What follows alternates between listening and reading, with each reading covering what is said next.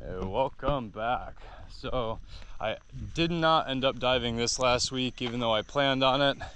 It was just way too hectic with this move. I'm way too exhausted and strung out, so it was too unsafe. Normally I would dive to kind of clear my head and balance myself, but in this case it just would have been really dangerous. I just didn't have it in me. So instead I'm going to do a breath hold video. I know a lot of you have been asking about that, and I feel like I have some tips that might help you because they helped me a lot. And check this out, huh?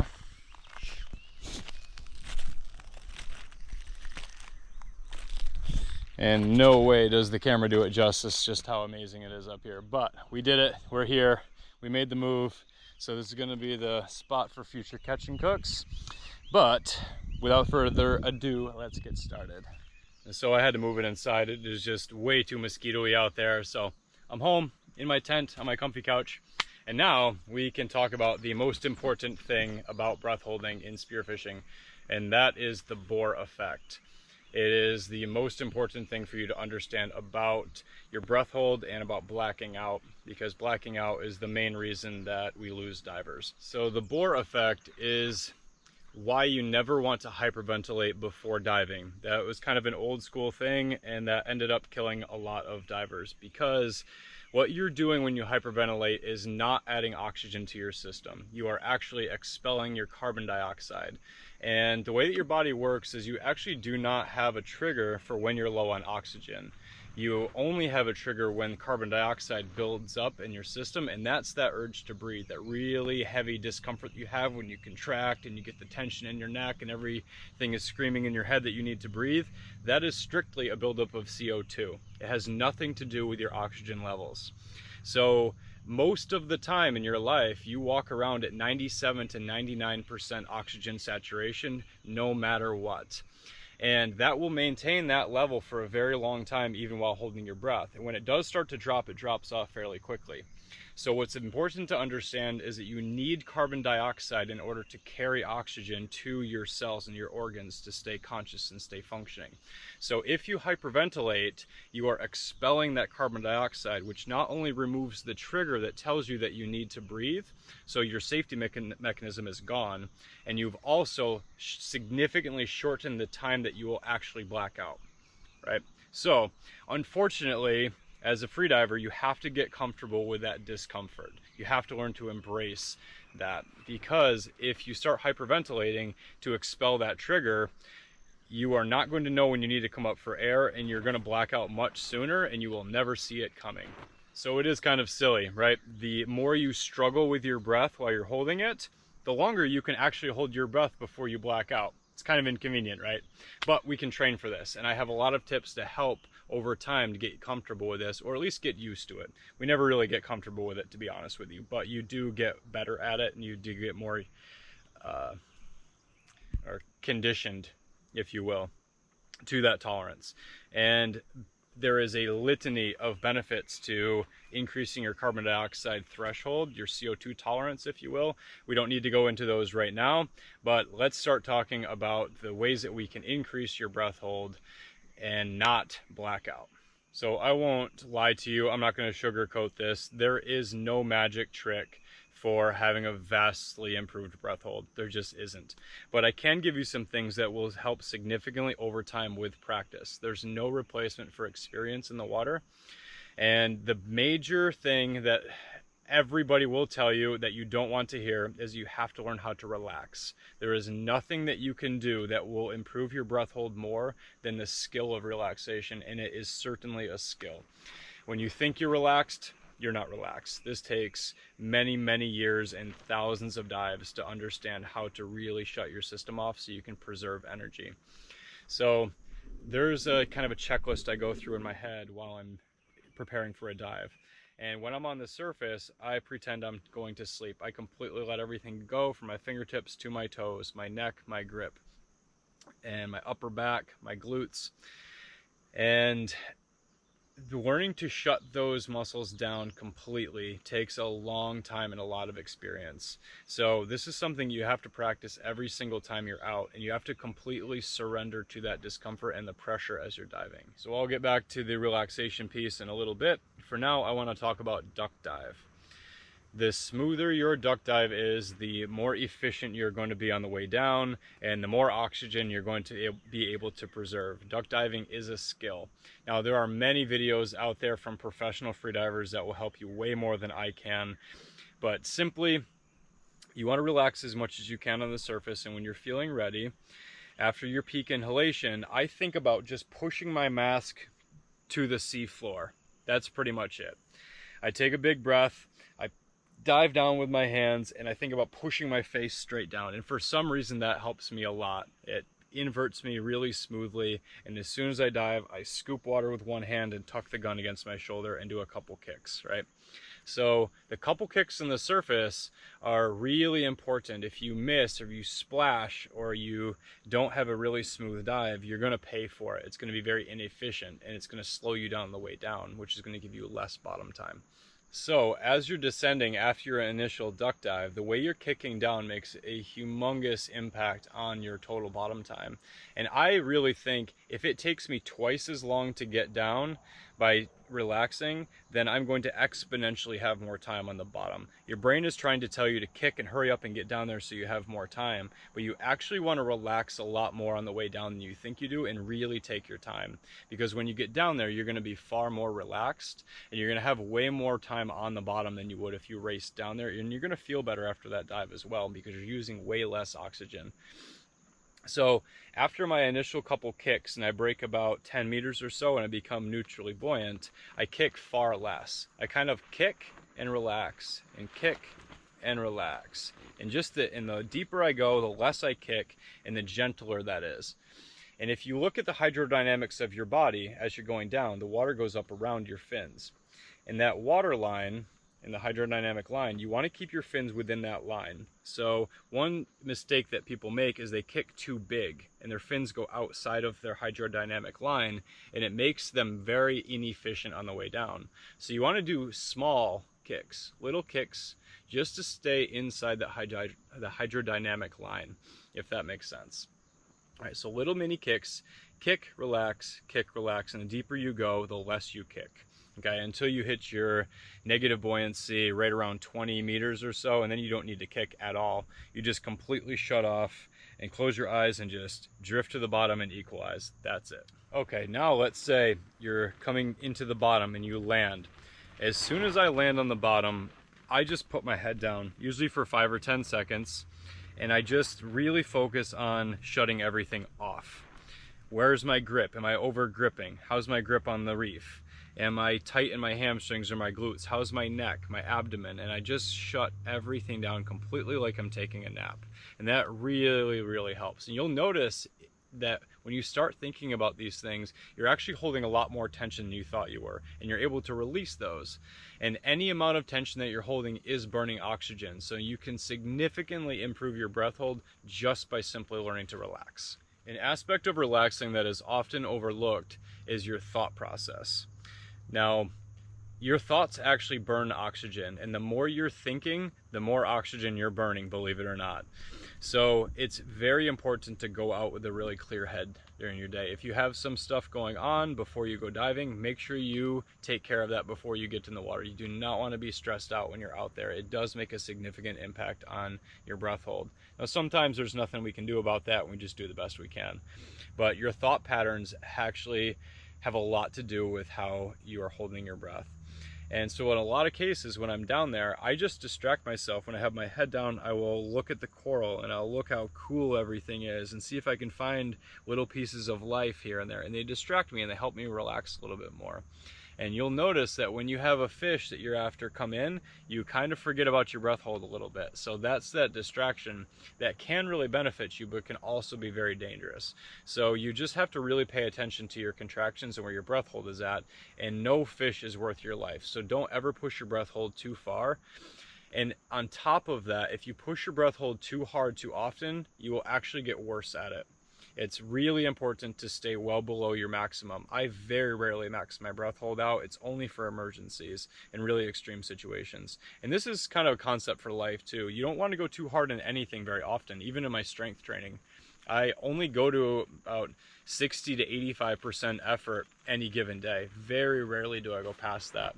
And the same thing works for breath hold. If you go too hard too often, you're going to suffer for it. So just take a gradual approach. Push yourself a little bit, get a little bit uncomfortable, and then surface and recover and say, okay, I could have gone more if I needed to, but don't do that. Right? Because you want to create a positive reinforcement with your breath hold. You don't want to hate it. And if you go too hard too often, your brain and your nervous system is going to start rejecting that. And it's going to make you really resent your breath hold, and you are going to get worse at it. That's just the case. Now, I know a lot of you out there now are going, okay, Zane, I get it. I get the science and I see what I got to practice, but how do I train for it? Because not everybody gets to dive all the time like I do. So if you're on dry land, there's a lot of things that you can do, but there are two things specifically that I do that seem to help me more than anything else. And they are apnea training, apnea walks, and breathe light to breathe right from the oxygen advantage. It's based off the old Russian method of Buteyko. And both of these are CO2 building exercises that you just learn to tolerate over time. The first most important one that I recommend to everybody, whether you're a diver or not, this will change your life, is called the Buteyko method. And there's a modern version of it called breathe light to breathe right. And it's from the Oxygen Advantage by Patrick McCowan. Book changed my life.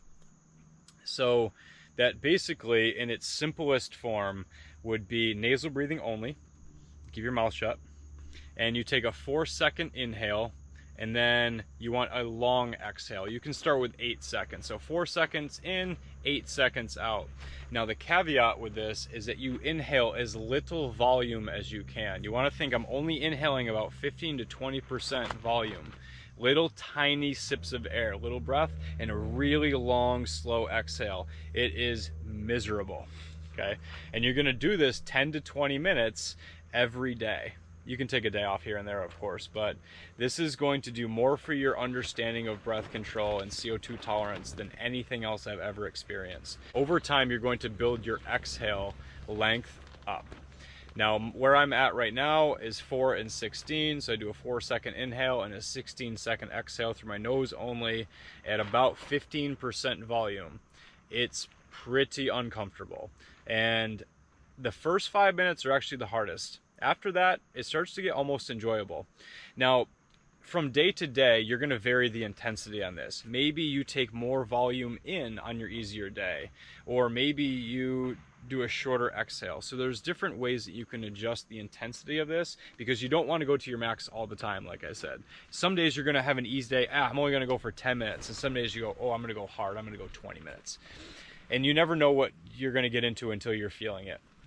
So sometimes I will just say, I'm going to stick with 4 and 16, and I'm going to adjust how much air I take in. So the more air I take in, the easier it is. On those hard days I really want to push it, I'm barely taking any air in. The other huge advantage you can gain on dry land training is apnea walks. You can do these loaded carries. You can hold weight in one hand or two hands. You can do it with no weight and just go for a walk.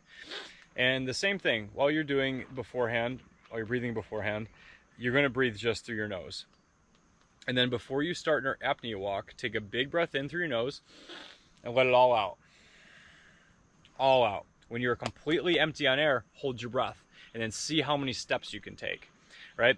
And again, you want to adjust the intensity. You do not want to go to your absolute max. You want to feel some discomfort and maybe a little bit more, and then back off, right? So you go as long as you can, and then take your big inhale, and then slowly start to control your air again. If you are panting and panicking when you exhale, you went too hard, and that's not going to help you. It's going to make you worse. So you want to experience discomfort, but not a tremendous amount. And you'll find that after some recovery, and you do this a few times, it only takes 4 or 5 times in a training session. That's it. And you only have to do this about twice a week. And it makes a significant impact on your spearfishing. And finally, we get to the most enigmatic piece, which I saved for the end, the breathe up. And there is really no clear answer to what the best breathe up is. If you have 5 divers, you will have 6 different ways of doing it. That's just the way it is. You have to figure out what works for you. Now, I've changed my pattern up all the time, and I still continue to change it up. I change my pattern from days that I'm diving really deep to the days I'm diving shallow and 3-pronging to days that I'm diving solo. I change it up all the time for different reasons. Mainly, especially when I'm diving solo, I want to keep my carbon dioxide as high as possible because I want to have my trigger readily available to me, and I want that discomfort, and I want to make sure my Bohr effect is up so I don't black out, right? When I'm diving really deep and I have my boys there and they're spotting me, I trust them with my life, I might change it up a little bit. I might break the rules a little bit because I want to be a little bit more comfortable and a little less panicky because I'm going to be down for a long time really deep, okay? So the breathe ups that I usually do is while I'm swimming around gently is I do a 4-second inhale and a 10-second exhale. And that really helps me keep my heart rate down and my Bohr effect up. It regulates me so I can really focus on relaxing. And right before I'm ready to dive on the surface, when I'm completely letting everything go and nice and loose and closing my eyes, I will do my 4 in and 10 out until I feel relaxed. And then I just do very simple tidal breathing, very gentle in, very gentle out. I don't over breathe. I just take about 50-60% lung volume and I gently exhale it, and I don't exhale too much. Gentle in and gentle out. And all I do is focus on completely relaxing. That's it. When I feel like I'm ready to dive, I take a full inhale, a full exhale, a full inhale, pack, pack, pack, pack, pack. And I'm not really packing air like freedivers do. I just think, how much air can I fill up? I take my breath and I duck dive. Now, there are ways that you can take in more oxygen, and those are skills that you can develop over time too. Ted Hardy has great information on that. It's free on his website, I believe, about how to pack 20 to 30% more air in your lungs, because air is fuel, right? When I'm doing my breathe up, I just simply think about breathing into my pelvis as deep as I can, into my belly, into my sides, into my back, then up into my chest, upper back, and then finally my shoulders and my neck. And I duck dive. Now, to save energy, as soon as I duck dive, I don't use my hand to pull my snorkel out. I spit it out. My snorkel comes out. Do not dive with the snorkel in your mouth. If you happen to black out, now you have a straw that funnels water directly into your lungs, okay?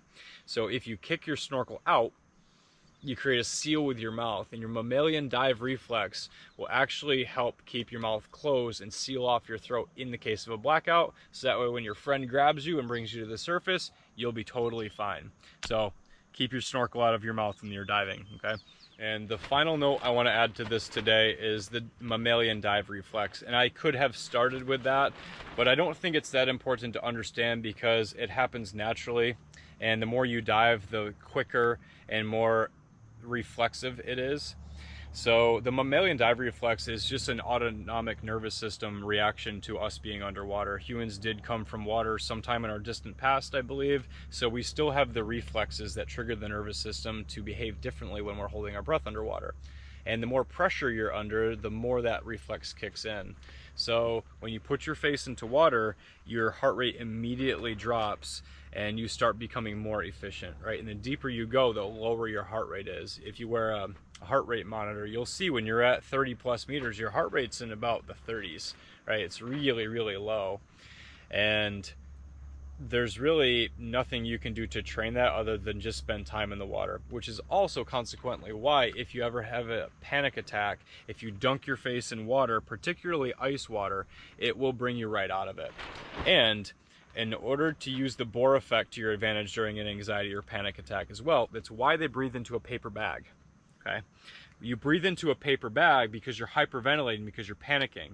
And that hyperventilation is making it worse. But if you breathe into a bag, you're rebreathing your carbon dioxide, it triggers the Bohr effect and you calm right back down, okay? So that's a good trick to know. And you guys are always welcome to message me on Instagram, BMS Strength Training, if you have any questions. A lot of you do, and I really appreciate the questions. I love to help with this stuff. I am no expert when it comes to breath holding. This is just simply my knowledge and the things that have helped me along the way.